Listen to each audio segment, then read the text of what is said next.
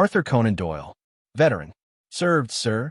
Yes, sir, said my tattered vis-a-vis, drawing himself up and touching his apology for a hat. Crimea and Mutiny, sir. What arm? I asked lazily. Royal Horse Artillery. Thank you, sir. I take it hot with sugar. It was pleasant to meet anyone who could talk English among those barren Welsh mountains, and pleasanter still to find one who had anything to talk about. I had been toiling along for the last 10 miles, vowing in my heart never to take a solitary walking tour again, and above all, never under any circumstances to cross the borders of the principality. My opinions of the original Celt, his manners, customs, and above all his language, were very much too forcible to be expressed in decent society. The ruling passion of my life seemed to have become a deep and all-absorbing hatred towards Jones, Davis, Morris, and every other branch of the great Cymric trunk. Now, however, sitting at my ease in the little inn at Langrod, with a tumbler of smoking punch at my elbow, and my pipe between my teeth, I was inclined to take a more rosy view of men and things.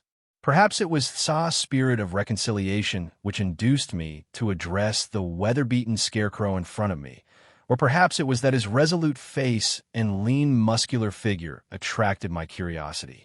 You don't seem much the better for it, I remarked. It's this, sir, it's this, he answered, touching his glass with the spoon. I'd have had my 7 shillings a day as retired sergeant major if it wasn't for this. One after another I've forfeited them, my badges and my good service allowance and my pension, until they had nothing more to take from me, and turned me adrift into the world at 49. I was wounded once in the trenches and once at Delhi, and this is what I got for it, just because I old keep away from drink. You don't happen to have a fill of bocce about you? Thank you, sir. You are the first gentleman I have met this many a day. Sebastopol? Why, Lord bless you, I knows it as well as I know Thaya here village. You've read about it. Maybe, but I could make it clear to you in a brace of shakes. This here fender is the French attack, you see, and this poker is the Bushan lines. Here's the Mamelon opposite the Freno, and the Redan opposite the English. This spittoon stands for the harbor of Balaclava. There's the quarries midway between the Russians and us, and here's Cathcart's Hill, and this is the 24-gun battery. That's the one I served in towards the end of the war. You see it all now, don't you, sir? More or less, I answered doubtfully. The enemy held those quarries at the commencement, and very strong they made them with trenches and rifle pits all round. It was a terrible thorn in our side, for you couldn't show your nose in our advanced works, but a bullet from the quarries would be through it. So at last the general, he would stand it no longer, so we dug a covering traino until we were within 100 yards of them, and then waited for a dark night. We got our chance at last, and 500 men were got together quietly under cover.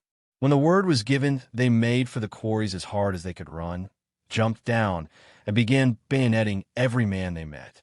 There was never a shot fired on our side, sir, but it was all done as quiet as may be. The Russians stood like men. They never failed to do that, and there was a rare bit of give-and-take fighty-ug before we cleared them out. Up to the end, they never turned, and our fellows had to pitchfork them out of the place like so many trusses of hay. That was the 30th that was engaged that night. There was a young lieutenant in that corps. I disremember his name, but he was a terrible one for a fight. He wasn't more than 19, but was as tall as you, sir, and a deal stouter. They say that he never drew his sword during the whole war, but he used an ash stick, supple and strong, with a knob the size of a coconut at the end of it. It was a nasty weapon in hands like his. If a man came at him with a firelock, he could down him before the bayonet was near him, for he was long in the arm and active as well. I've heard from men in his company that he laid about him like a demon in the quarries that night, and crippled 20 if he hit one. It seemed to me that the veteran was beginning to warm to his subject, partly, perhaps, from the effects of the brandy and water, and partly from having found a sympathetic listener. 1 or 2 leading questions were all that he would require. I refilled my pipe, settled myself down in my chair, put my weary feet upon the fender, and prepared to listen. They were splendid soldiers, the Russians, and no man that ever fought against them would deny it. It was queer what a fancy they had for the English and we for them. Our fellows that were taken by them were uncommon well used, And when there was an armistice, we could get on well together. All they wanted was dash. Where they were put, they would stick, and they could shoot right well, but they didn't seem to have it in them to make a rush, and that was where we had them. They could drive the French before them, though, when we were not by. I've seen them come out for a sortie and kill them like flies. They were terribly bad soldiers, the worst I ever saw, all except the Zouaves, who were a different race to the rest. They were all great thieves, and rogues, too, and you were never safe if you were near them. You don't mean to say they would harm their own allies? Said I. They would that, sir, if there was anything to be got by it. Look at what happened to poor Bill Cameron of our battery. He got a letter that his wife was ailing, and as he wasn't very strong himself, they gave him leave to go back to England. He drew his £28 pay and was to sail on a transport next day, but, as luck would have it, he goes over to the Freno Antine that night just to have a last wet, and he lets out there that he had the money about him. We found him next morning lying as dead as mutton between the lines, and so kicked and bruised that you old hardly tell he was a human being. There was many an Englishman murdered that winter, sir, and many a Frenchman who had a good British pea jacket to keep out the cold. I'll tell you a story about that, if I am not wearying you. Thank you, sir. I thought I'd just make sure. Well, 4 of our fellows, Sam Kelsey and myself, and Jack Burns and Prout, were over in the Freno lines on a bit of spree. When we were coming back, this chap Prout suddenly gets an idea. He was an Irishman, and uncommon clever. See here, boys, says he, if you can raise 6pence among you, I'll put you in the way of making some money tonight, and a bit of fun into the bargain. Well, we all agreed to this, and turned out our pockets, but we only had about 4pence altogether. Never mind, says Prout. Come on with me to the Freno canteen. All you've to do is to seem very drunk, and to keep saying yes to all I ask. All this time, sir, we hadn't a ghost of an idea of what he was driving at, but we went stumbling and rolling into the canteen among a crowd of loafing Frenchmen, and spent our coppers in a drain of liquor. Now, says Prout loud out, so as everyone could hear, are you ready to come back to camp? Yes, says we. Have you got your £30 safe in your pocket, Sam? Yes, says Sam.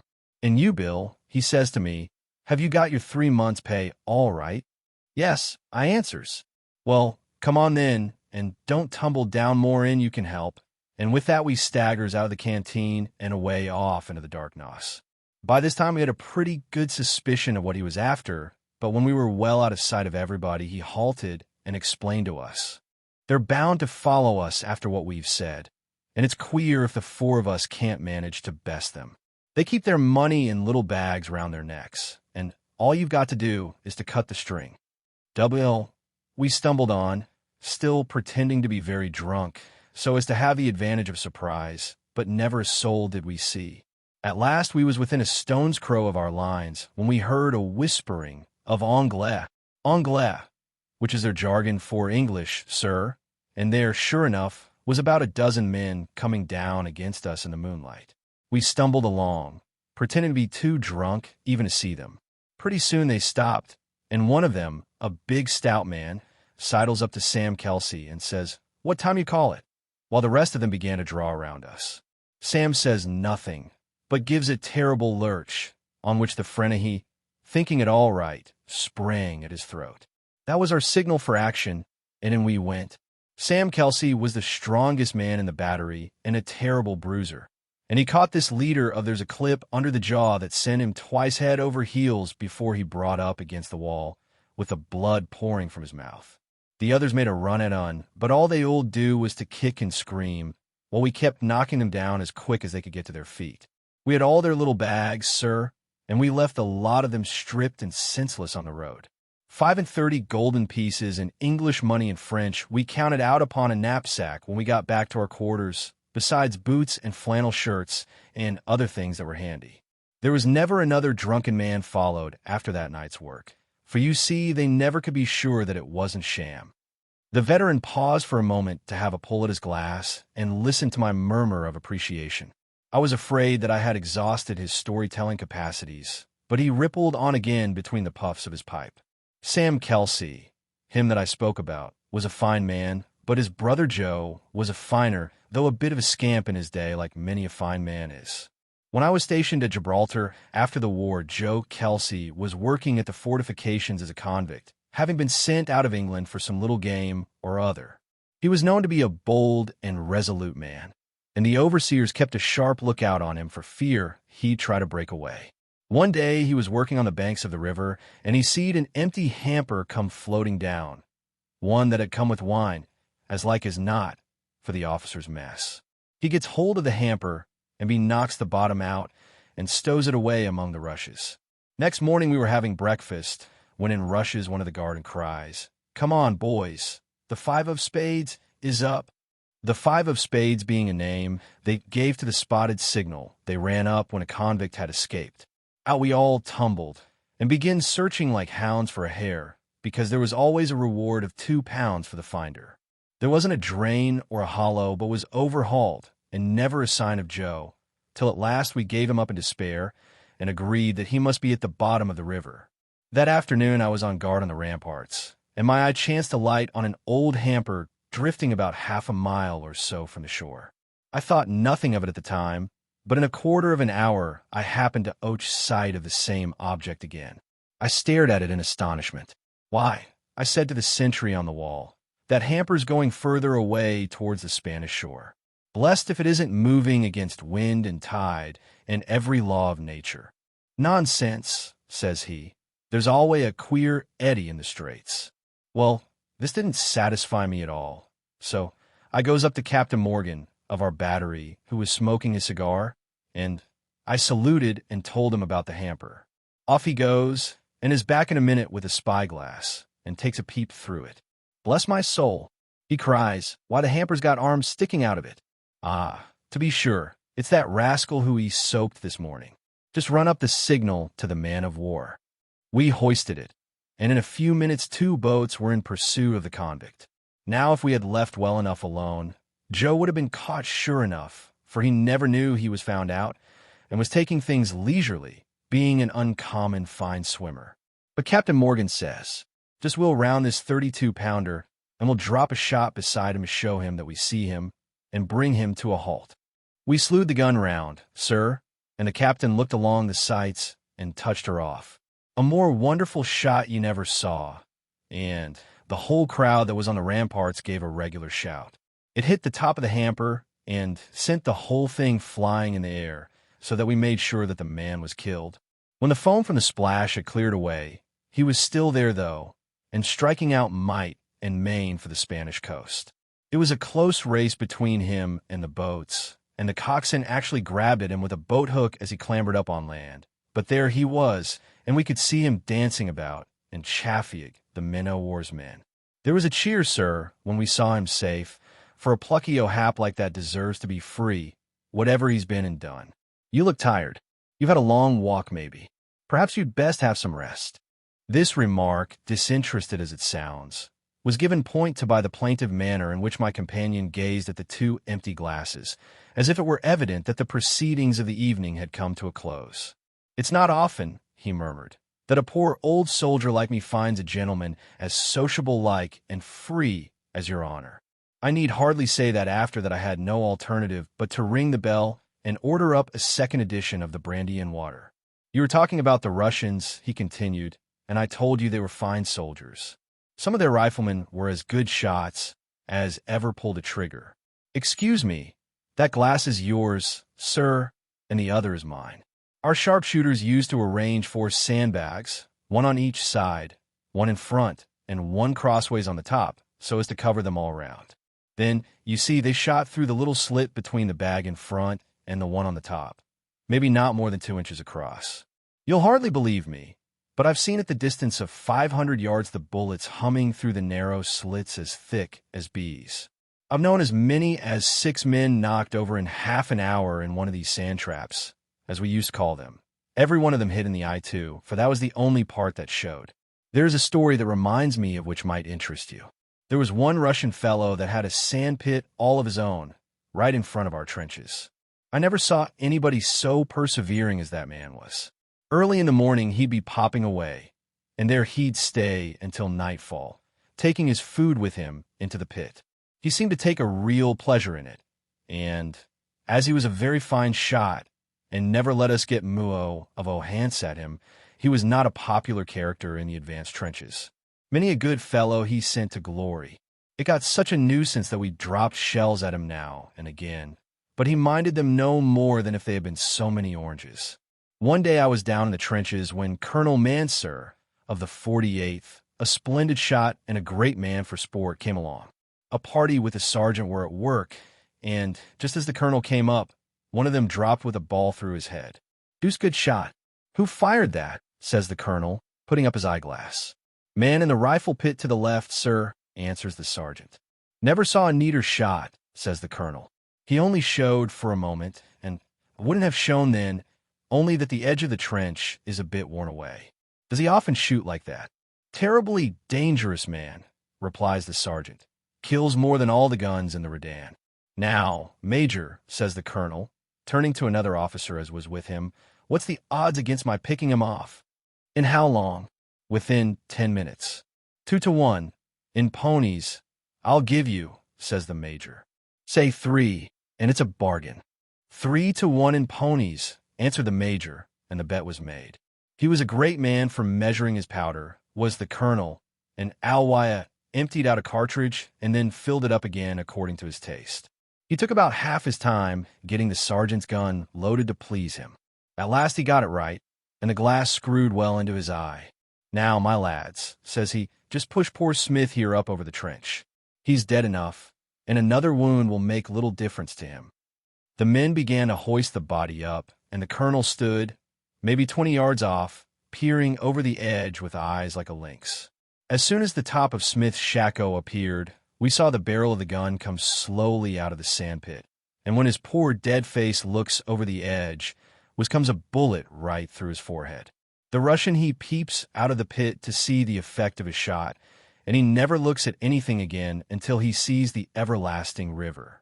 The colonel fired with a sort of chuckle, and the rifleman sprang up in the air and ran a matter of 10 or 12 paces towards us, and then down on his feo, as dead in a doornail.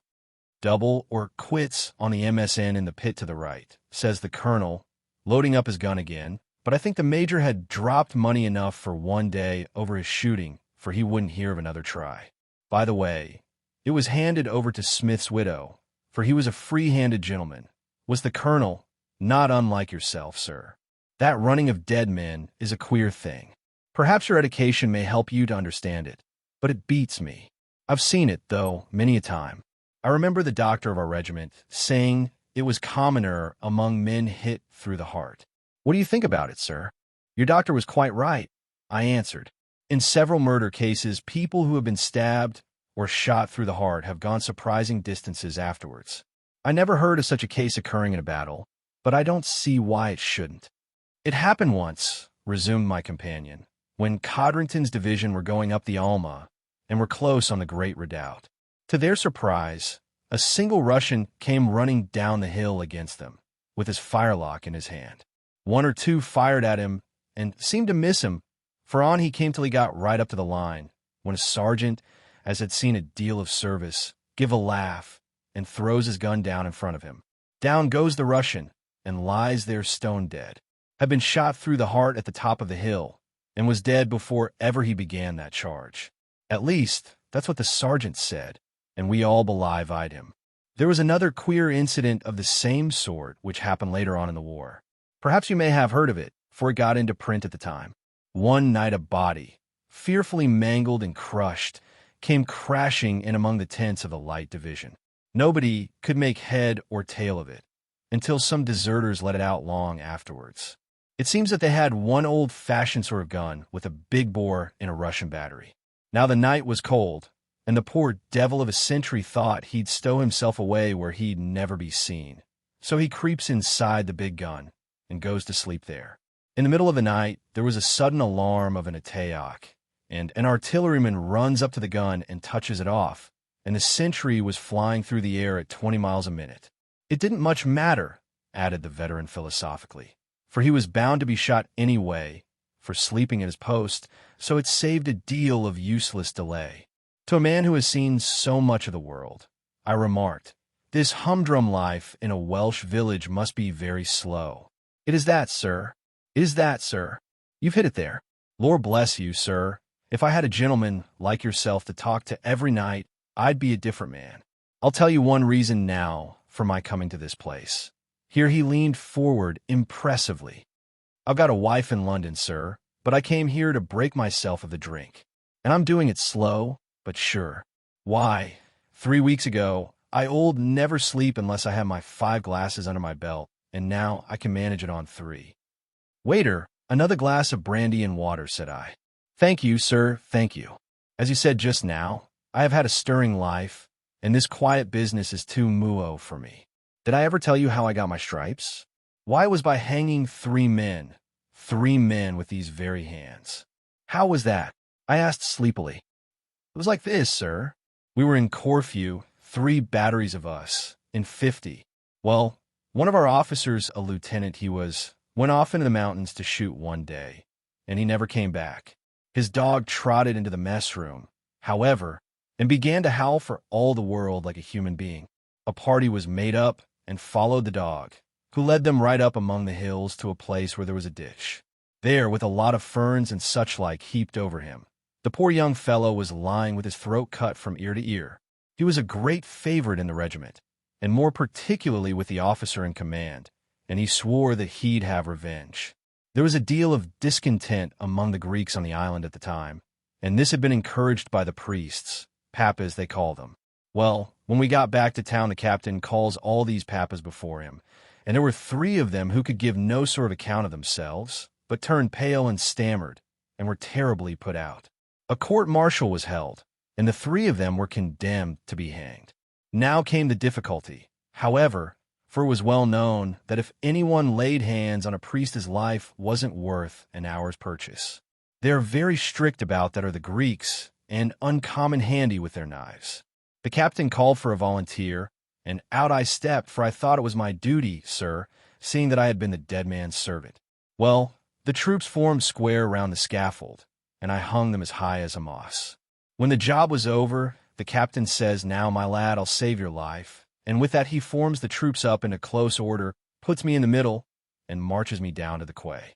There was a steamer there just casting off her warps for England, and I was shoved aboard, the crowd surging all round and trying to get at me. You never heard such a howl as when they saw the ship steam out of the bay and knew that I was gone. I have been a lonely man all my life, sir, and I may say that was the only time I have been honestly regretted when I left. We searched the ship when we got out to sea, and blessed if there weren't 3 Greek stowaways aboard, each with his knife in his belt. We hove them over the side, and since I have never heard from them, since I fear they may possibly have been drowned, and the artilleryman grinned in high delight. They made me a corporal for that job, sir. By the way, what is your name? I asked, getting more and more drowsy, partly from the heat of the fire, and partly from a curious feeling which was stealing over me, and the like of which I had never experienced before.